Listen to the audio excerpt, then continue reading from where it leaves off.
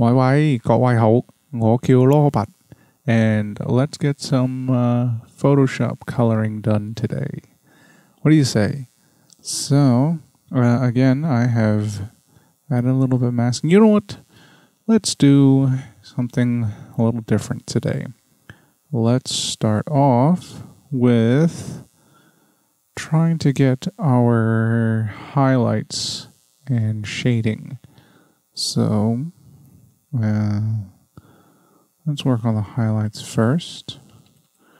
And you know what? Let's play with a couple of different brushes. Why not, right? Let's just see what kind of effect we can achieve with Photoshop. So, all right. Whoa, that's not good at all. Oh yeah, because I'm on a different layer. Oh, I'm off my game today. It's been a lot of things. All right, so then let's lighten this up, and then let's it's a good thing I had to restart because I wasn't really feeling that brush. Let's try this kind of, yeah, that's a nice brush. All right, so let's undo. And we'll just create a new layer then. And then we'll just kind of layer this layer on top. So, where are we going to have the light source coming from? What about, let's try the light source coming from over here. So we'll do just a couple highlights for now. And, you know what, maybe today we're going to try a little bit more of a loose kind of style. You know, we can always experiment. I think experimentation is very important.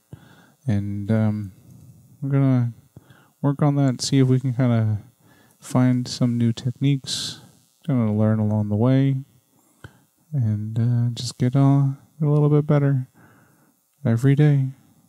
So, here we are.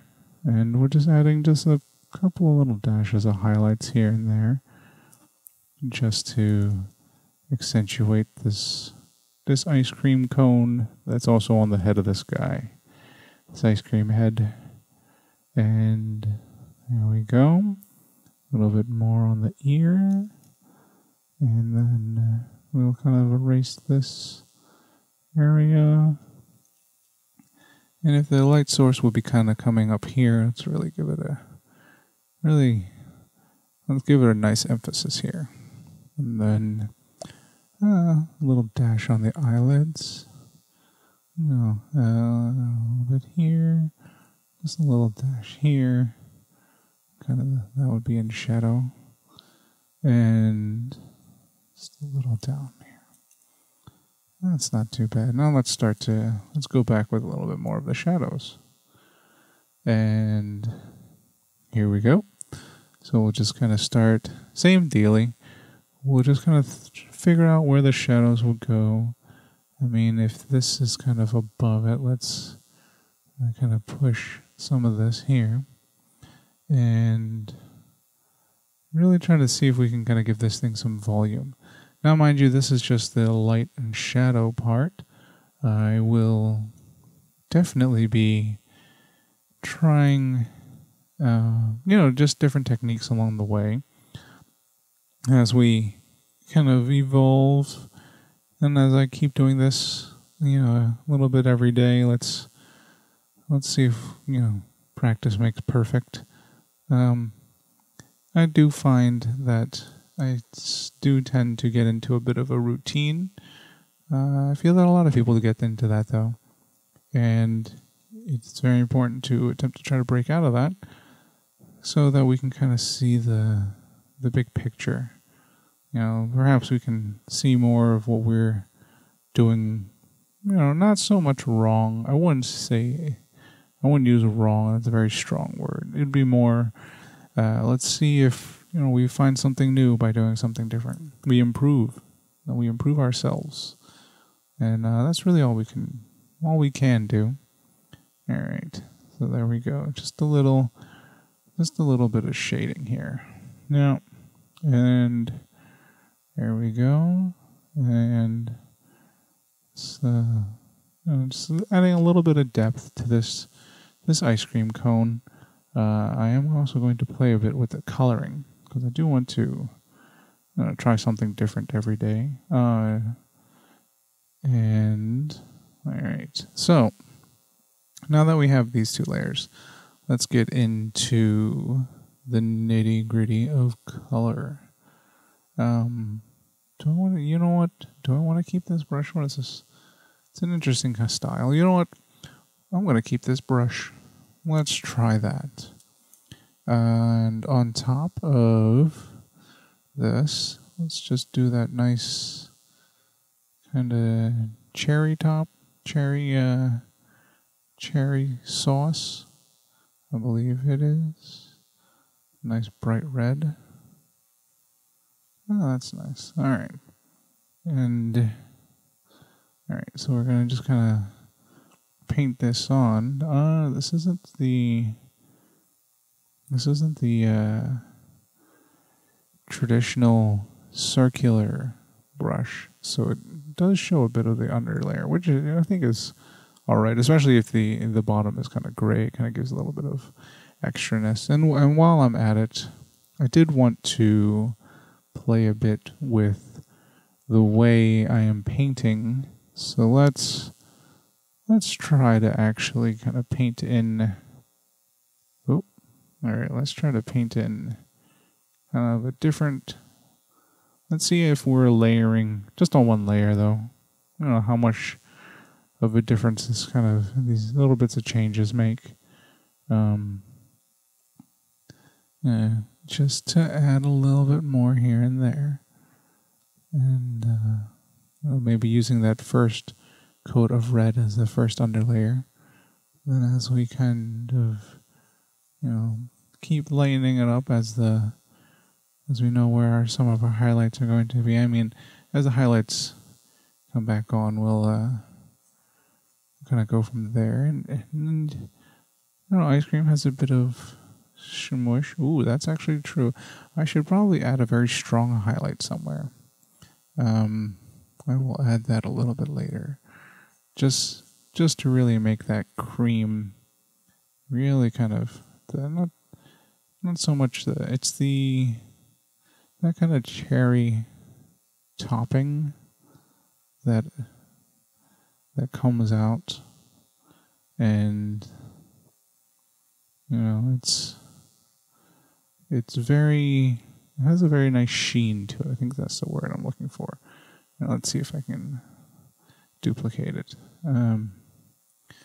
Hope everyone's having a nice day, or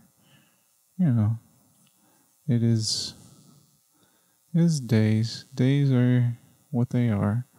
All right, so we got the red here. So, all right, so we got this cherry top, and I am a fan of, let's go mint. Let's see if I can create some kind of mint chocolate chip. So, create a green, it's a green base, or, green tea, unless, if you like green tea ice cream. I do like green tea ice cream, actually, or red bean, actually. I enjoy those flavors a lot. They're nice, they're subtle, not too sweet. Not a big fan of chocolate or caramel. I forget what the one with walnuts is. Pralines or butterscotch, perhaps. I'm not sure. Something along those lines. All right. To be honest, I actually haven't eaten the mint chocolate chip in quite some time. I am noticing how this brush is quite interesting, as in it does kind of layer itself on top, and if I go in, I can see how if I am a little softer with my hand, it does create an interesting kind of effect. Anyways, all right. You know what? This green needs a little bit of... There we go. It's not quite the perfect green. And, you know, I like this attempt at trying to make it seem as if it was, you know, not so clean. The computer definitely leads us to try to keep everything super clean, and there's a bit of you know, not so much novelty. It's more, and you know, there's just something about little bits of imperfections that, you know, humans tend to be kind of gravitated towards. Oop. All right. As you can see, I'm definitely kind of changing the color now, and I'm definitely off on the wrong foot. I feel like I should have had this more of the dark areas of the ice cream, but let's kind of create this kind of interesting multi-layered undercoat with a lot of different kind of things going on, and then from there, all right, let me see if let's really just kind of paint on this kind of the added ice creamness, the cream, and you know, I am doing a lot of this from scratch. I probably should use reference. Reference is very important, and you know, a little bit of prep work ahead of time, but let's see if we can add little bits of, you know, maybe we'll add the chocolate later, just to kind of keep this consistent brush shape throughout the entire kind of base of the painting first, or picture painting. I don't know if you consider this a painting. It is digitally painting. We are digitally coloring.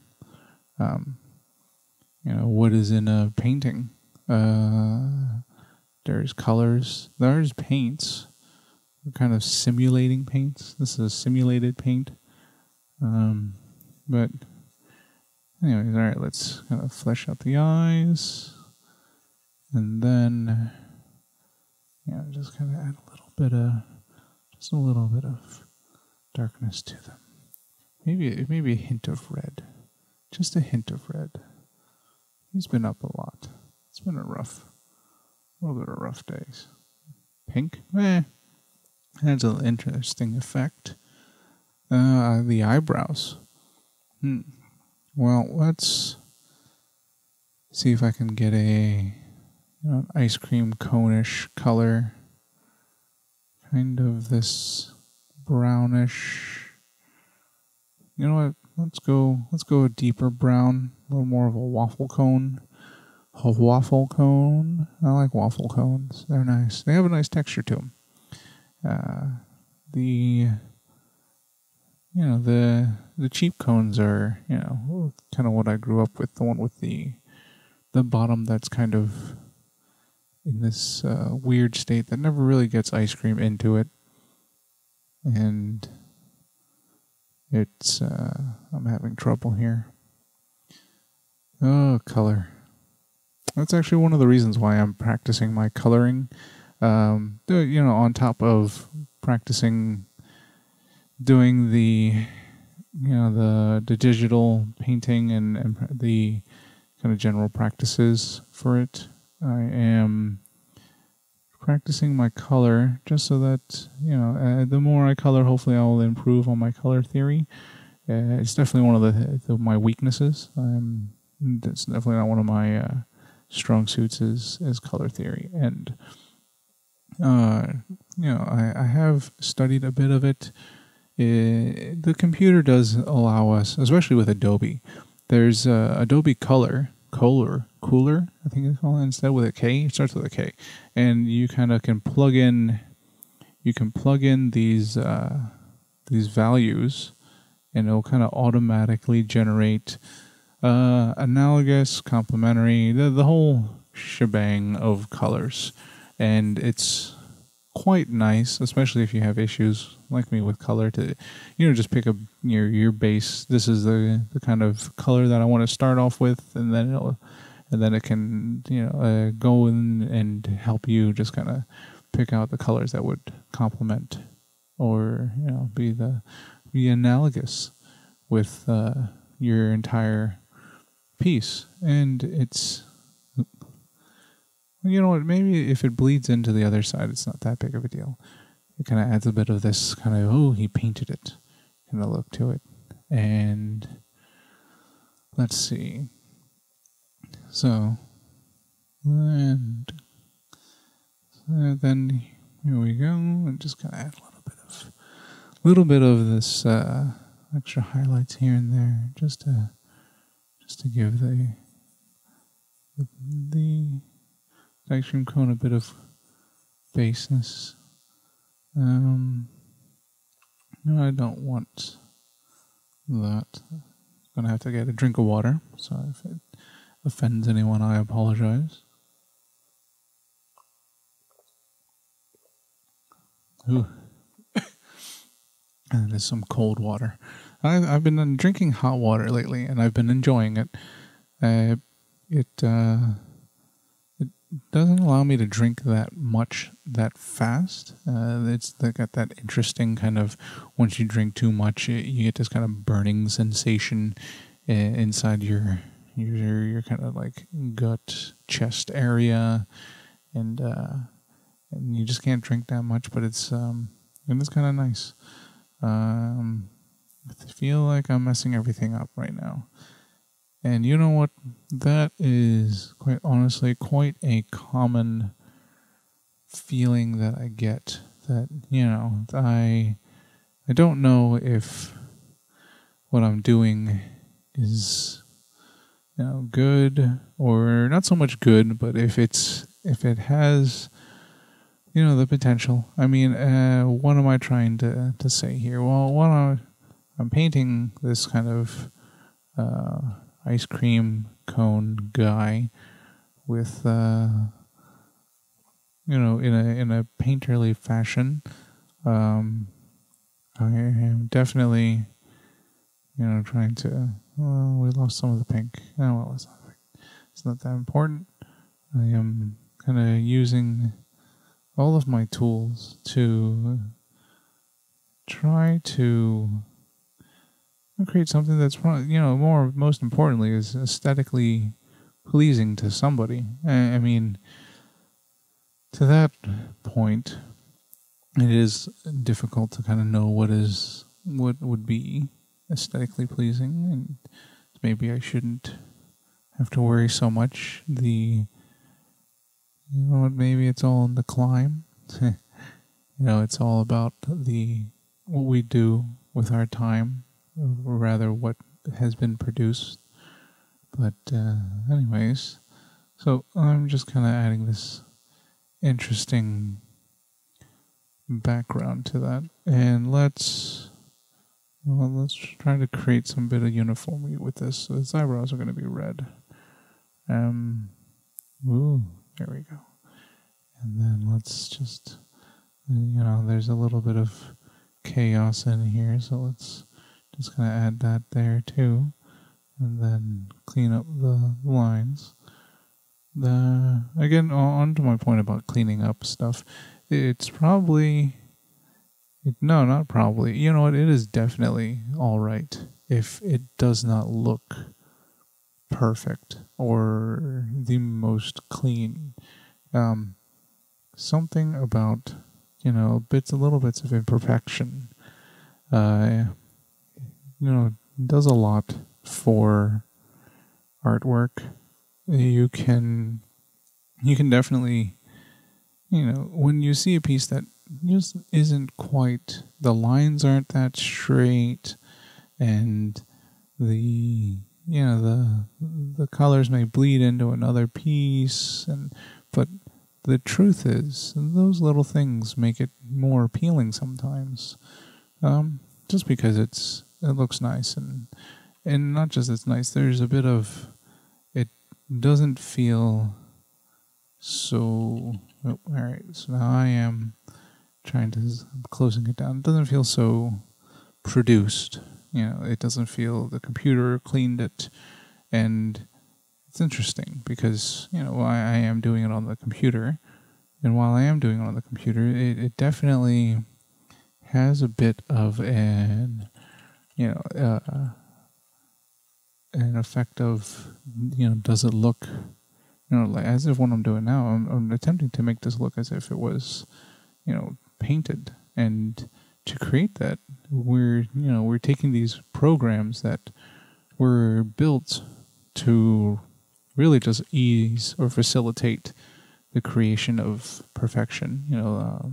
The lines were, if you couldn't do the perfect line, you could hit undo now. And before, so you kind of had to live with whatever line you drew. Mind you, there is something that's really nice about, just kind of living with the line that you drew, the choice that you made. Sometimes that's all you got there. But anyways, so we have a bit of, this little bit of kind of that, and let's really try to get these chocolate chips in there. I'm going to go for another brush. There's got to be a flat kind of, nope, that's way too thick.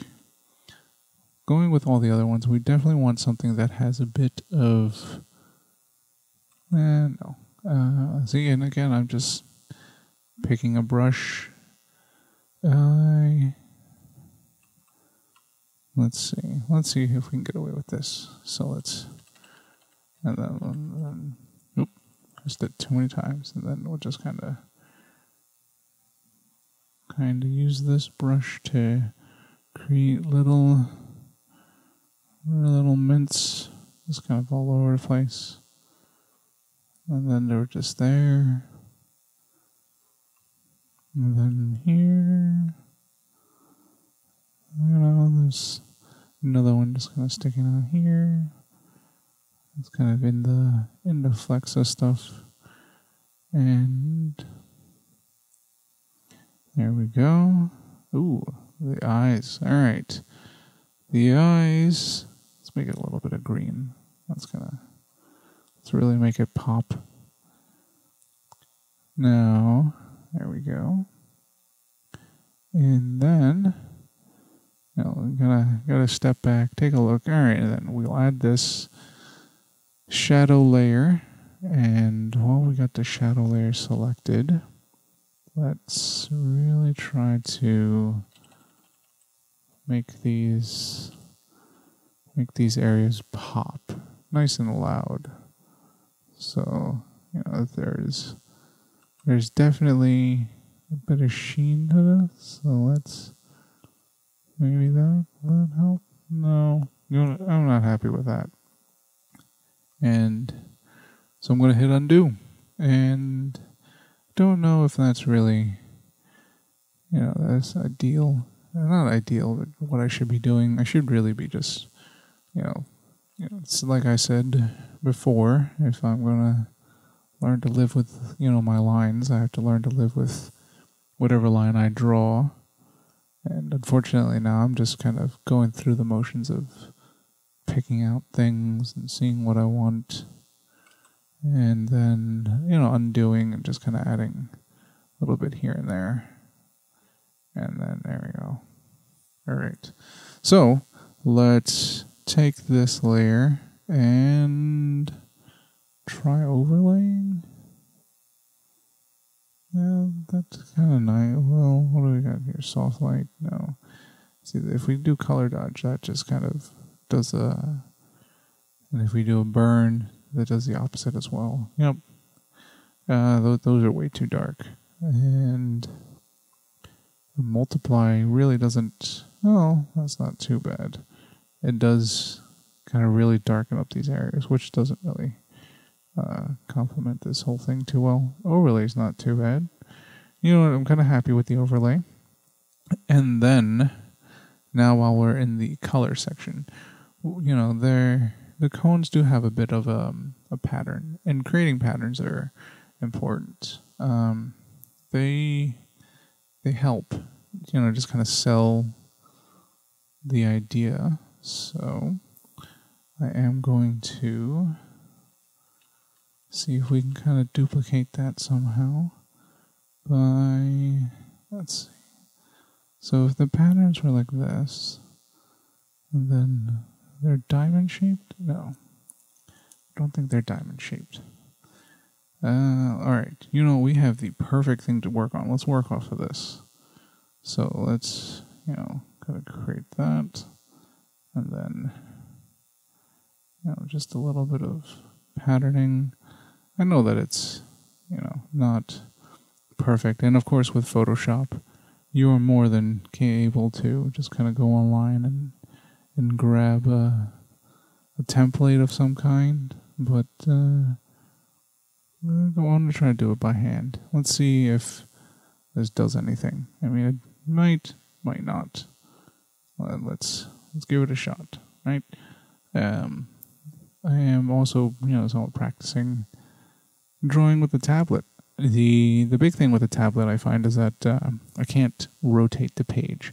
I do like to rotate my sketchbook a lot when I'm drawing, and it's definitely something you can't do with the tablet. Your hand is kind of limited to the lines, like it has to draw. If I'm going, like there are, if you do enough repetitive motion, you'll get used to certain things, like going in this direction. I'm very comfortable with the lines in that direction. However, as you can see, this starts to kind of taper like this when I go like this, and that line is one that I'm very comfortable with, going from upper left hand to bottom right. And it's a bit of a technical thing that you'll notice, and especially with the ability to kind of go and rotate your paper that you're working on, then it just kind of adds to that little bitness of, ease of use. All right, so we don't want to go too crazy here, maybe, just to kind of make sure that it's not too much. The top of the cone, just add a little X's here, and maybe in the back, just kind of helping create this illusion of the waffling of this cone. I'm not happy with that at all. And should I keep up with this diamond shape kind of thing that I'm doing here? It's a little bit off, but all right. And then let's just kind of see how. Nope, not overlay. Let's burn that in. Let's darken it up, but let's also just kind of drop the opacity just to make it light. Oh, there we go. All right, and it's not too bad. Let me see if I can add some kind of background to this that can, it would just kind of go with this theme of kind of general painterliness to it. So we'll go again and kind of pick this brush, and let me, you don't have that many blues.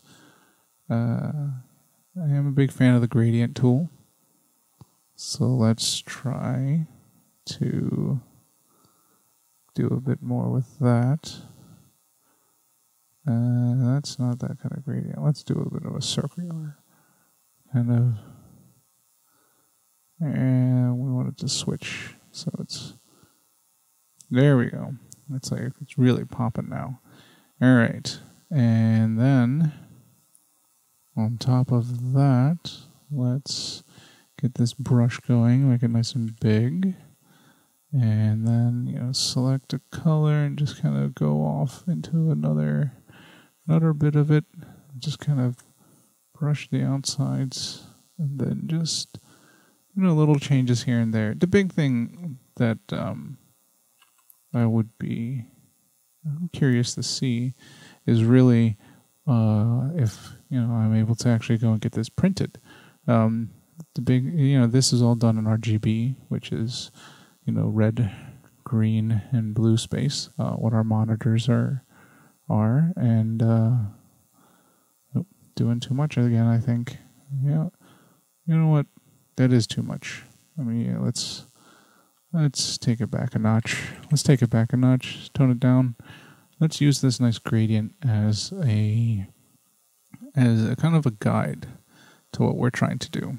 So, but anyways, again with the red, green, and blue space. So the RGB space is definitely kind of there, and it's what our screens use, and it's perfectly good. However, it's not what printed mediums use. They use, CMYK, and our printers and printing things are slightly different, and the colors are always slightly off, and even if you calibrate a screen and get as close as you can, I really think the only way to really know is to test and print it yourself. Every printer is also slightly different as well, so that kind of adds its own set of problems, and it's a lot of times it comes down to even your equipment. But anyways, all right. So we're kind of using this gradient as a base, just to kind of create this kind of painted gradient look. And then let's just kind of slap this whole thing on top. Oh look, it's ice cream. All right. Do I want to do a little bit more? Sometimes I do, and then sometimes I fear that if I do too much, it's just a little bit too much, and that can definitely be the case. See, that's way too loud. That is definitely a very loud stroke. So you know what? I'm not gonna do too much. I'm not gonna do any more. I think we are good. I'm gonna stick with this brush too. We'll finish this thing off here with a nice signature, and just kind of say, thank you for watching. Hope you learned something new. I definitely did. The coloring is relaxing. Trying to use Photoshop to do a clean color versus using it to create this kind of painterly look is interesting. Again, whether or not it gets printed, whether the way it looks on the screen, every screen is slightly different. So, I perhaps am just chasing perfection, which is definitely something we shouldn't be doing. We should remember that it is fleeting. So it feels perfect, and then it is perfect, and then it's over. So, and that is coloring for today. And again, thanks for watching.